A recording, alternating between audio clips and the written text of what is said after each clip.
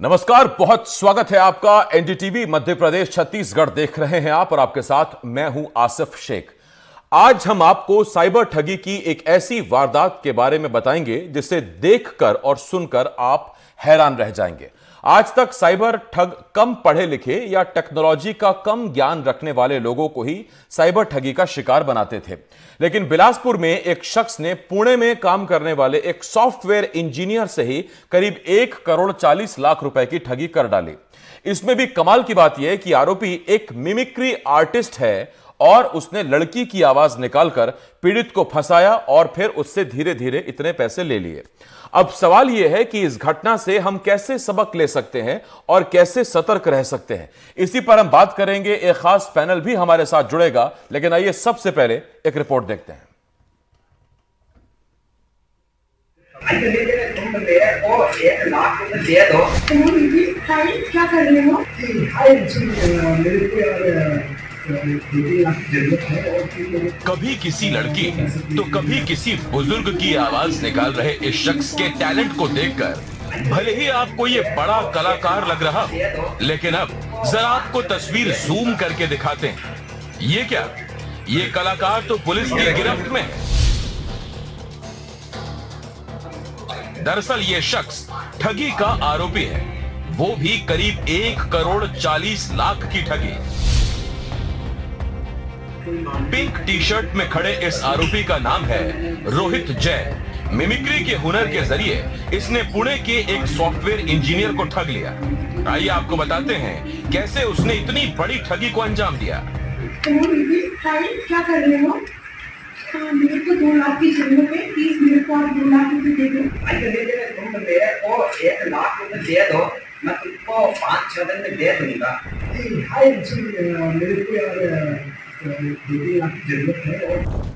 आरोपी रोहित की मुलाकात पुणे में एक सॉफ्टवेयर इंजीनियर से हुई। बातों ही बातों में रोहित को पता चला कि सॉफ्टवेयर इंजीनियर अपने लिए दुल्हन ढूंढ रहा है। बस यहीं से आरोपी रोहित का शैतानी दिमाग घोड़े की रफ्तार से दौड़ने लगा। सॉफ्टवेयर इंजीनियर से एक लड़की की आवाज में फोन पर बात करना शुरू कर दिया। क्या कर रहे हो? वो मीठी सी आवाज सॉफ्टवेयर इंजीनियर के जहन में अंदर तक समा गई। पीड़ित को लगने लगा कि शायद उसे अपने सपनों की रानी मिल गई, लेकिन उसे क्या मालूम था कि वो रानी नहीं बल्कि ठगों का राजा है। कभी किसी बहाने तो कभी किसी परेशानी का हवाला देकर रोहित सॉफ्टवेयर इंजीनियर से पैसे मांगने लगा और फिर धीरे धीरे करके आरोपी ने पीड़ित से 1,40,00,000 रुपए ठग लिए।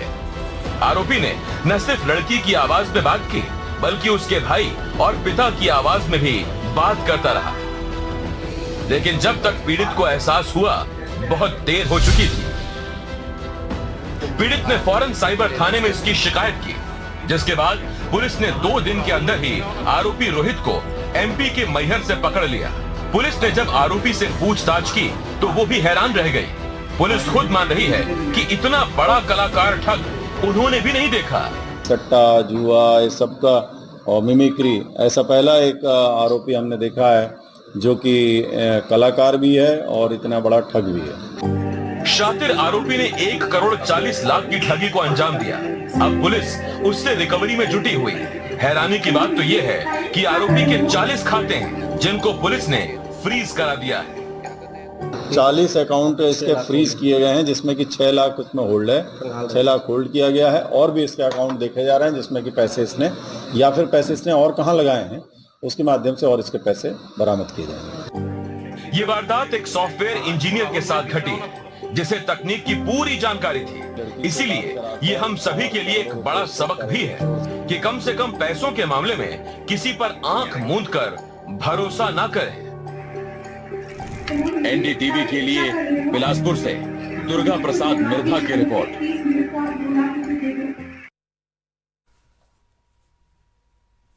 ये घटना हम सब के लिए बहुत सबक देने वाली है। ये हमको बताने के लिए काफी है कि कोई भी साइबर फ्रॉड का शिकार हो सकता है। और साइबर फ्रॉड के कुछ अगर मामलों को देखें तो लगातार साइबर फ्रॉड के मामले बढ़ते जा रहे हैं। पिछले 3 साल में एक अनुमान के मुताबिक 25,000 करोड़ रुपए का फ्रॉड हुआ है।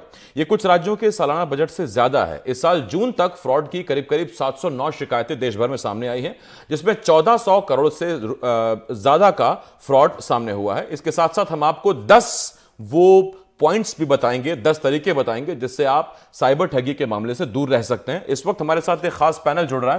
हमारे संवाददाता जुल्फिकार अली हमारे साथ जुड़ रहे हैं। इसके साथ साथ साइबर एक्सपर्ट मोनाली गुहा जी हमें ज्वाइन कर रही हैं और रिटायर्ड डीएसपी अरविंद खरे साहब भी हमें ज्वाइन कर रहे हैं। मैं आप सभी का बहुत बहुत स्वागत करता हूं। लेकिन सबसे पहले मोनाली गुहा जी, मेरा आपसे एक सवाल है।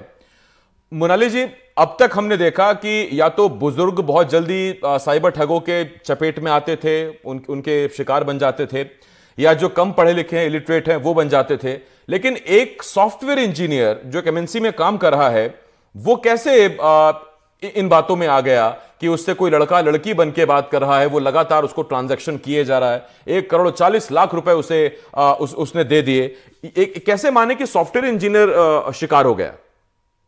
सर, इसमें मेरा जो एनालिसिस कहता है, मैं पिछले काफी समय से रिसर्च कर रही हूँ साइबर क्राइम्स पर और कैसे क्रिमिनल्स एग्जीक्यूशन करते हैं, कैसे लोग इनमें फंस जाते हैं। एक बहुत कॉमन पॉइंट ये है कि अपराधी पहले आपके बारे में प्रॉपर रिसर्च करते हैं, आपकी नीड्स एंड डिजायर्स को पहले वो स्टडी करते हैं और फिर आपकी जो जरूरत होती है उस पॉइंट पे से आपके साथ में साइबर अपराध को ट्रिगर किया जाता है। जैसे कि इस केस में देखा गया कि ये अपने लिए लड़की ढूंढ रहे थे रिश्ते के लिए, और कहीं ना कहीं जब रिश्ता ढूंढा जाता है तो ऑब्वियसली समाज में, फ्रेंड्स में, नियर बाय पीपल में ये बातें स्प्रेड होती हैं ताकि अगर किसी के पास कोई अच्छा रिश्ता हो तो वो आगे कनेक्ट कर पाए। ये एक कहीं ना कहीं इंफॉर्मेशन ब्रॉडकास्टिंग है, और जब ये इंफॉर्मेशन क्रिमिनल्स तक पहुंचती है तो वो बहुत आसानी से समझ जाते हैं कि इस पर्सन को इस पर्टिकुलर मुद्दे पर ठगा जा सकता है। तो यहाँ पर लोगों को ये समझने की जरूरत है कि आपकी डिजायर्स, आपकी नीड्स, आपकी एक्सपेक्टेशंस के अकॉर्डिंग ही अब क्रिमिनल्स आपको अप्रोच करते हैं।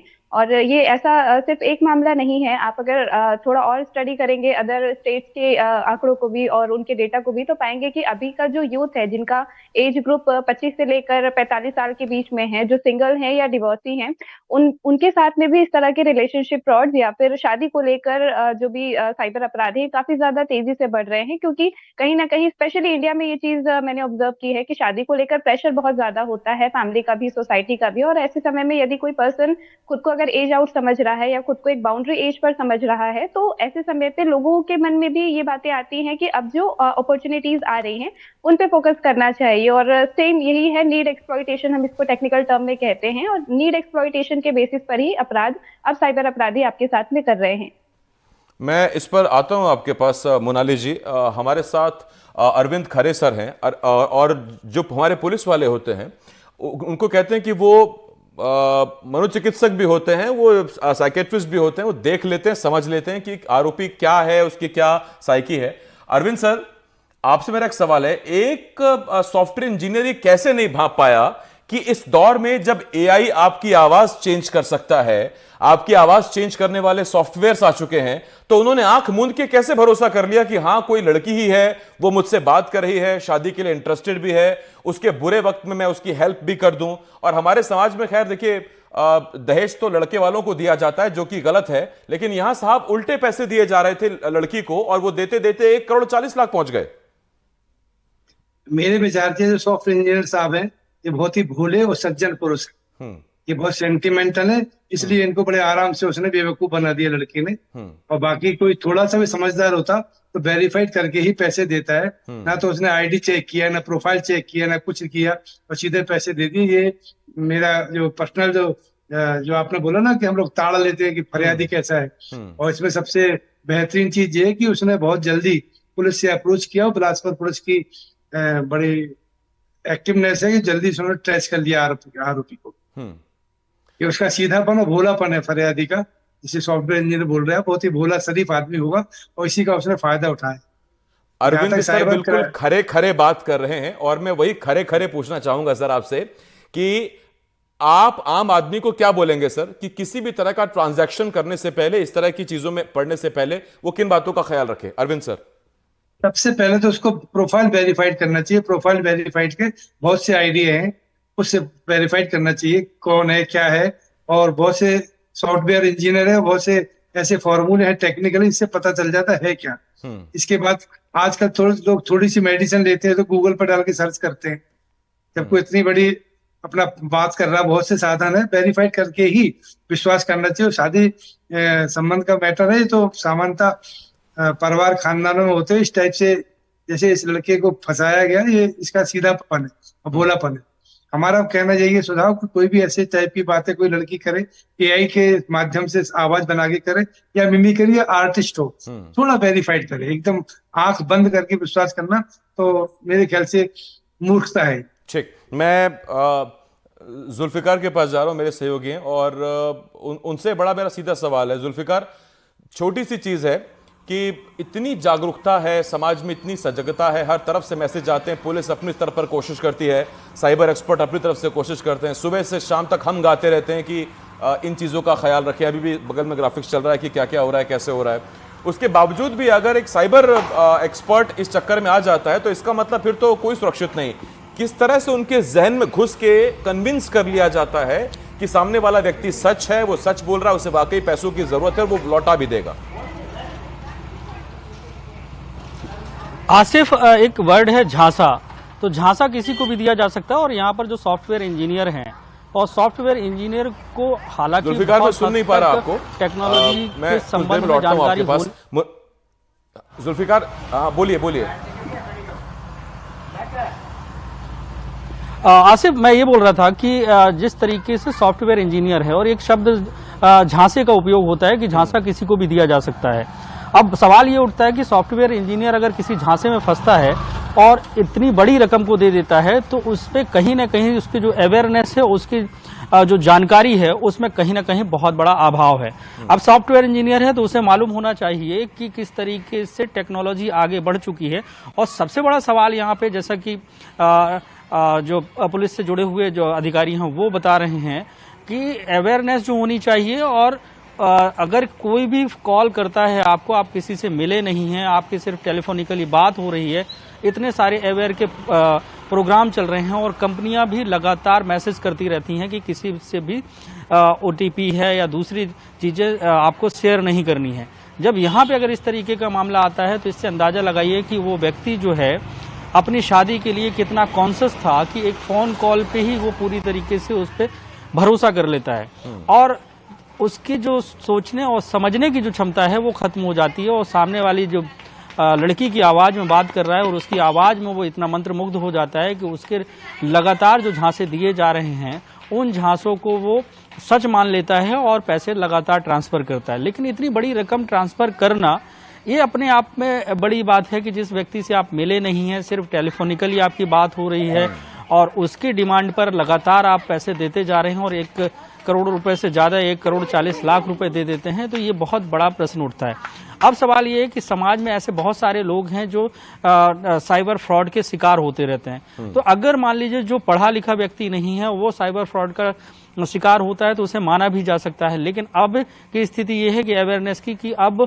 लोग ओटीपी या दूसरे जो स्पैम साइट्स हैं उनके जो मैसेजेस आते हैं उनको क्लिक करने से बचने लगे हैं। लेकिन यहाँ पे अंदाजा इस बात से लगाइए कि उसने उस बात को वेरीफाई नहीं किया कि किससे उसकी बात हो रही है। सिर्फ टेलीफोनिकली बात होने पर इतना बड़ा ट्रांजैक्शन कर देना कहीं ना कहीं उसकी मानसिक अवस्था को समझना पड़ेगा कि किस तरीके से वो उसके झांसे में आया और इतनी बड़ी। वो मुझे इस वक्त वो बहुत जोर से सवाल आ रहा है और जाहिर बात है बड़ा काम का सवाल भी होगा शायद ये। अरविंद जी, मेरा सवाल आपसे ये है सर कि ट्रांजैक्शन करते वक्त या किसी भी तरह का लेन देन करते वक्त कम से कम हम किन बातों का ख्याल रखें कि भविष्य में अगर उस पर जांच या निरीक्षण की अगर आवश्यकता पड़े तो वो सबूत के तौर पर पुलिस विभाग को हेल्प कर सके, साइबर क्राइम को हेल्प कर सकें, ताकि जल्दी से जल्दी हम आरोपी को ट्रेस कर सके और पहुंच सके। किन बातों का ख्याल रखें? एक तो जो ट्रांजैक्शन की लिंक आती है आईबीआर वाली, एक तो उसमें ट्रांजैक्शन नहीं करें और यूपीआई से ट्रांजैक्शन ना करें। बैंक अकाउंट ले, बैंक अकाउंट देख के आईएफएसआई कोड देख के ट्रांजैक्शन करेंगे तो बेटर रहेगा, उससे रिकॉर्ड मालूम पड़ जाता। यूपीआई में क्या होता है, आदमी जो आरोपी रहते हैं उनके 5-6 मोबाइल नंबर वो यूज करते हैं, उससे उनको यूपीआई अकाउंट एग्जिस्टेंस में आ जाता है। तो मेरे ख्याल से जब भी कोई ट्रांजेक्शन इस टाइप के, वैसे तो सोच समझ के वेरीफाई करके करना चाहिए, तब भी करने की आवश्यकता हो तो बैंक अकाउंट का डिटेल मांगे तब करें, उससे रिकॉर्ड मिल जाएगा। इस केस में एक बात और सुनने में आ रही, 40 बैंक खाते उसके थे। बैंक में जब भी कोई खाता खोलता है तो पैन और आधार सबसे मांगते सामान्य लोगों से। नहीं, मैं रोकना चाहूंगा आपको सर, मेरे मन में वही सवाल था अगला कि हम अगर 2 अकाउंट भी रखें तो आधार पैन लिंक कराने में वो लगे रहते हैं कि ये 2-3 अकाउंट कैसे संभालें, वो 40 संभाल रहा था। तो इसमें बैंक की कुछ मिलीभगत रहती है ना, बैंक के कर्मचारी इनमें मिलीभगत रहते हैं। तो जब भी कोई बड़ा ट्रांजेक्शन इनके खाते में आता है तत्काल ये दूसरे खातों में ट्रांसफर कर लेते हैं।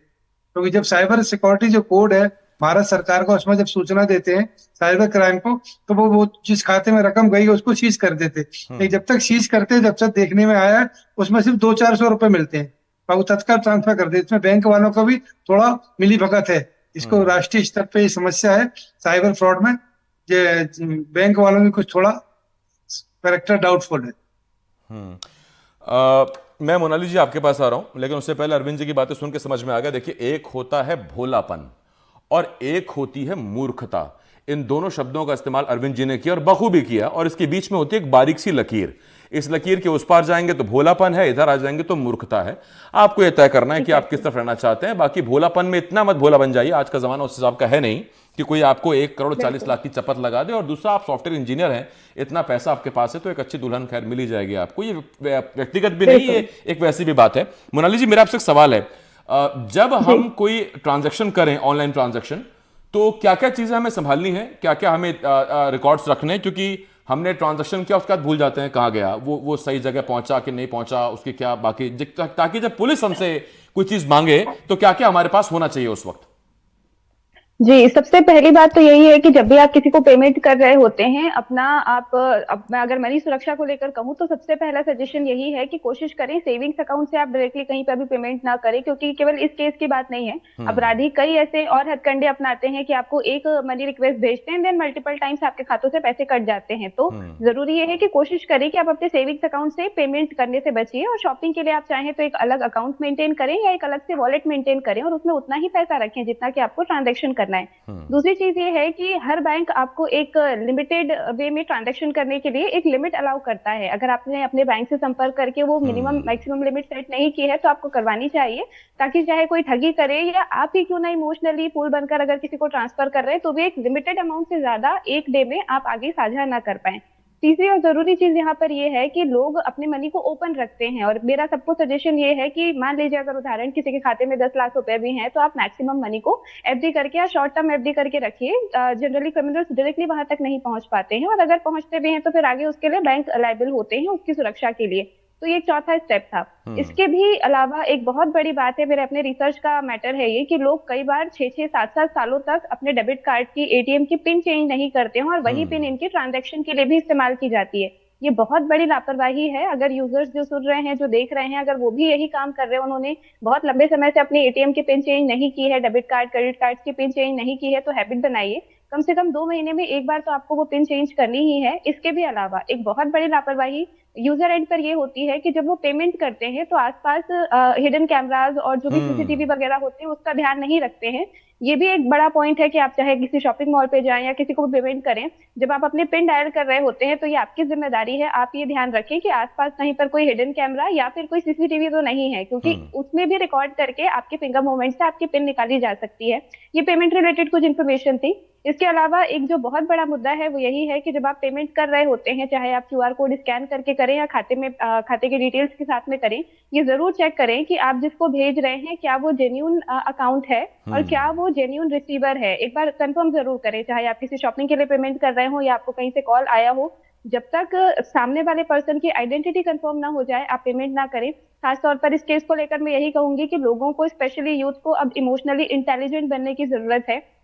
शादी को लेकर या रिलेशनशिप को लेकर इतना भी अच्छा ना बने कि आप अपनी रिलेशनशिप में खुद को ड्रेन करें। ऐसा नहीं होता कि केवल इमोशनल ड्रेनेज होता है।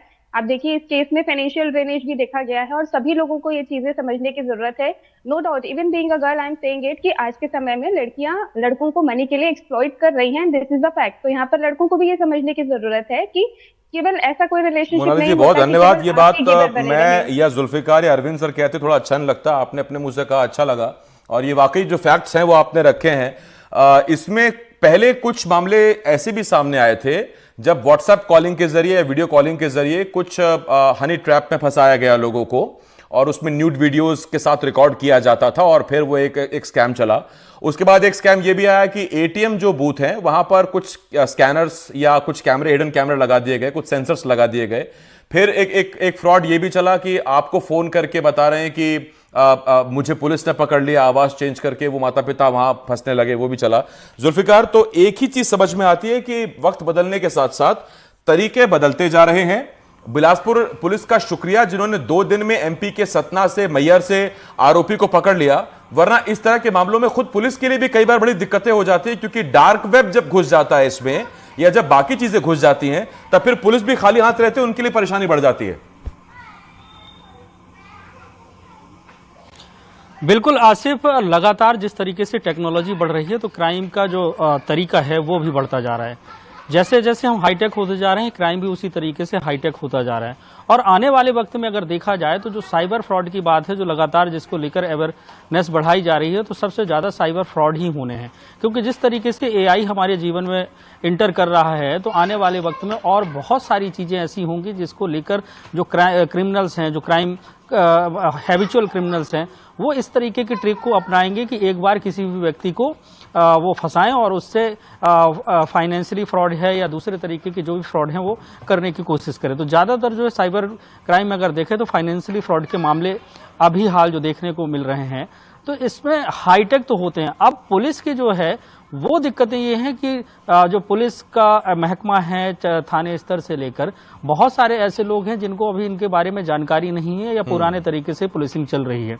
तो ऐसे में जो सरकार साइबर थाने खोल रही है, कुछ एक्सपर्ट्स वहाँ पे बैठा रही है, उनका अपॉइंटमेंट कर रही है, तो वो तेज गति से उसको इन्वेस्टिगेट तो कर लेते हैं। लेकिन सवाल फिर वहीं पे आकर आसिफ खड़ा हो जाता है कि सबसे ज़्यादा अवेयर व्यक्ति को होना जरूरी है, हम जैसे लोगों को होना जरूरी है, और इसकी सत्यता को स्वीकार करना जरूरी है। जैसे मोनाली ने अब उस बात को स्वीकारा कि लड़कियां भी इस तरीके से फ्रॉड करने की स्थिति में, हालांकि यहाँ का मामला बिल्कुल दूसरी तरीके का है कि कोई व्यक्ति जो है ना लड़की बनकर फ्रॉड कर रहा है, लेकिन जिसके साथ फ्रॉड हो रहा है उसको इतना तो वेरीफाई करना चाहिए कि वो आखिरकार उससे शादी करने जा रहा है। पहली बार उसकी मुलाकात नहीं होती, दूसरी बार नहीं होती, और लगातार अगर उससे ट्रांजेक्शन कराया जा रहा है, तो इसमें जैसे आपने बोला कि भोलापन और मूर्खता के बीच की एक बहुत बारीक लाइन है। तो यहाँ इस बात की उस सॉफ्टवेयर इंजीनियर से भी उम्मीद की जाती है, हालांकि हम उसे गलत नहीं ठहरा रहे हैं, लेकिन ऐसे जो है बहुत सारे लोग पढ़े लिखे लोग हैं और जो अपने आप को बुद्धिजीवी बोलते हैं और इस तरीके के फ्रॉड में फंस जाते हैं, तो उन्हें अवेयर रहने की जरूरत है। और हर चीज में जब संदेह पैदा होता है तो इस तरीके की डिमांड पे भी संदेह पैदा होना चाहिए कि इतनी बड़ी डिमांड क्यों हो रही है, इतना पैसा क्यों। तो कम से कम इन वजहों की इन वजहों को तलाशना तो चाहिए था, मुलाकात करनी चाहिए थी, व्यक्ति का चेहरा देखना चाहिए था। एक पुराना गीत भी है, ऐसी दीवानगी देखी नहीं मैंने कभी, इसलिए तेरा नाम भोला रख दिया, जो भी है। तो उसमें देखिए मेन जो बात आई वो ये कि इतना बड़ा ट्रांजैक्शन आप बिना देखे जाने पहचाने मुलाकात करें ना करें। अरविंद सर, एक ऐड आती है मेन विल बी मेन, तो उसमें थोड़ा पिघल जाते हैं कई बार जब इस तरह की कोई कॉल आती है बिना देखे कि सामने लड़की है भी कि नहीं है, वो इंटरेस्टेड है भी कि आपको केवल ठगने आई है। पुरुष जल्दी से शिकार हो जाते हैं, और खासतौर पर हमने देखा है कि ये जो एज ग्रुप है 18 से 30 वाला, ये जल्दी इसके झांसे में आ जाते हैं। इसका कोई तोड़ है आपके पास या नहीं? नहीं, इसका कोई तोड़ नहीं। आदमी की मना स्थिति यदि गंदी है और आदमी के सोच पे उम्र का कोई इसमें क्राइटेरिया नहीं है। जितने भी हनी ट्रैप के केस हुए इसमें उम्र 20 से लेके 60-70 साल तक के आदमी हनी ट्रैप में फंसते रहते हैं। इसमें एज का कोई बार नहीं है। लेकिन मैं एक बात जरूर कहना चाहूंगा, जुल्फिकार अली साहब ने बोला है कि साइबर थाने जो हैं मध्य प्रदेश के, छत्तीसगढ़ के, स्टेट के, इसमें जो भर्तियां हैं इसमें कोई डायरेक्ट भर्तियां नहीं होती। थानों के सिपाही, सब इंस्पेक्टर इन लोगों को ही डेप्यूट कर लेते। हमारा सुझाव है यदि कोई समझदार आदमी सुन रहा हो या जिम्मेदार राजनीतिक हस्तियां सुन रही है इस प्रोग्राम को, साइबर सेल के लिए स्पेशल फोर्स का गठन होना चाहिए, जिसमें आईटी के इंजीनियर को भर्ती किया जाए। अभी हर साइबर थाने में आप जाइए, वहाँ सिपाही हवलदार मिलेंगे जो थानों से अटैच है और कोशिश करते हैं वो वहां से हटने की, क्योंकि उतने पकड़ वो कर नहीं पाते साइबर क्राइम से। जैसे अभी डार्क वेब का काम किया आपने, शुरू में एक जिक्र किया था 25,000 करोड़ की ठगी हो चुकी, और शायद आपने ये जिक्र नहीं किया उसमें 10% ही केस मिले।